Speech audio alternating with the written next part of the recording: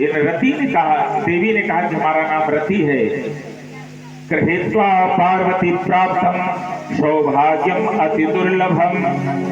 कहा ये देवी जिनका विवाह हो रहा है ये अत्यंत भाग्यशाली हैं, इनका विवाह हो गया और ये अपने सौभाग्य को लेकर के अपने पति के साथ रहेंगी। लेकिन इन्हीं के पति की वजह से मेरा पति गायब है, मेरा पति शरीर से विहीन है और आप भोले बाबा तो अपनी पत्नी को पाकर के सुख व्यतीत करोगे, सुख से रहोगे, मैं कहाँ जाऊं। भोले बाबा यह करुण कंदन सुन करके द्रवित हो गए। कहा कि देवी रो मत, समय बहुत दूर नहीं है। यहाँ एक और वर्णन दिया है, ये दो वरदान रति जब अगले जन्म में अलग अलग जन्म लेती है तो यह भी पति प्राप्त करने के लिए तप कर रही थी। और उधर एक प्रसंग आपके कानों तक आया है भौमासुर का। यह भी चाहता था, जानता था कि इन्हीं के पति के माध्यम से हमारी मृत्यु होगी। तो ये कह रहा था कि इसने भोले बाबा से वर मांगा और कहा कि ये जो रति है जो अगले जन्म में मायावती हुई, कहा इसके साथ मेरा विवाह हो। तो भोले बाबा ने तथास्तु कह दिया। भोले बाबा के इस कृत्य पर रति को बड़ा कष्ट हुआ। कहा कि आप कहते रहो कि हमारा पति मिलेगा, लेकिन आप भौमासुर को भी यह वरदान दे दियो कि मैं भी उसकी पत्नी बनूं, और पति तो हमारे कामदेव हैं, ये कैसे संभव होगा। भौमासुर से कहा था कि तुम जबरदस्ती अगर रति के साथ प्रेम करोगे तो तुम्हारा शरीर नष्ट हो जाएगा। कहा देवी आप चिंता मत करो, वो तुमको छू भी नहीं पाएगा और उसी के राज्य में वहां रह करके तुम अपने पति की प्रतीक्षा करो, वहां तुम्हारा पति प्राप्त हो जाएगा। यह सुंदर दिव्य चरित्र श्रवण करा करके यहाँ वर्णन देते हैं कि भोजया मास, भोजन प्रारंभ हुआ, बहुत दिन तक बारात रुकी रही। तो भोजन प्राप्त हुआ तो ऐसे इसमें कौन सी बड़ी बात है। यहाँ वर्णन देते हैं कि यहाँ जो बाराती आए थे तो को मुखहीन विपुल मुख का हो, किसी के पास कई मुख थे, तो जिनके पास ज्यादा मुख थे तो परोसने वाले चक्कर में पड़ गए कि इनके सामने कई पत्तल रखे। अब जिसके पास 5 मुख है तो 5 पत्तल रखे कि एक ही पत्तल में सब 5 खा लेंगे। बड़े चक्कर में फंसे और विपुल मुख का हूँ। अब किसी के को मुखहीन, कोई बिना मुख के था, केवल शरीर धड़ था और हाथ थे, मुख गायब था। तो जिसके मुख नहीं था तो ये बेचारे उसके सामने पत्तल ही नहीं रखे और चले गए थे। सब हाथ पांव पटकने लगे, जैसे बच्चे कभी जिद करते हैं वैसे सबके सब हाथ पांव पटकने लगे। कहा कि इनको हमको खाना ही नहीं दिया, भोजन नहीं दे रहे हो, हम उत्पात करेंगे।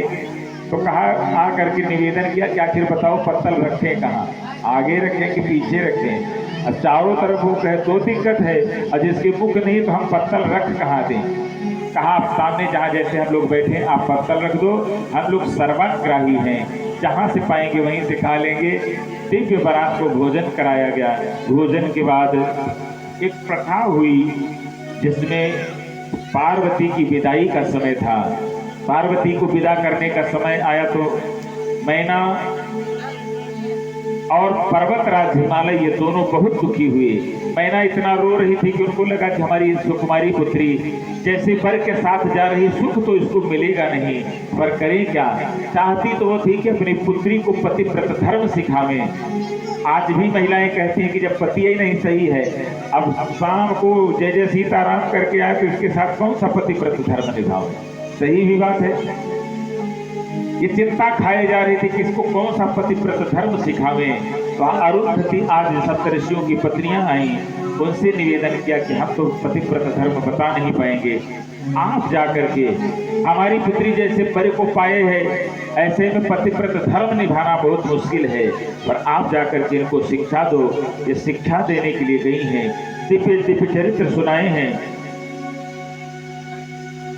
यहाँ स्त्री धर्म में सबसे पहले जो बात बताई, कहा कि कई बार स्त्रियां रजस्वला होती हैं, ऐसे समय में इन महिलाओं के सम्मुख बड़े संकट आते हैं, तो करें क्या, कितना करना चाहिए।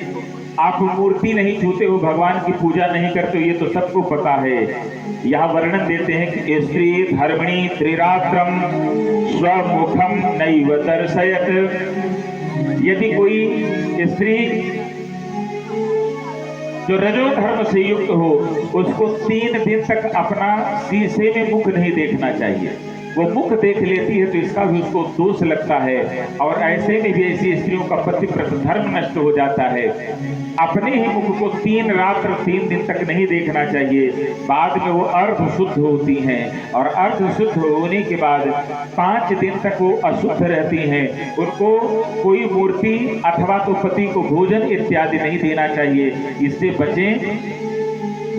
इसके बाद 6वें दिन से वो शुद्ध हो जाती है। कई तो अपने आप को 5वें दिन ही शुद्ध मान लेती है, ये अधर्म है। 6वें दिन से वो शुद्ध होती हैं।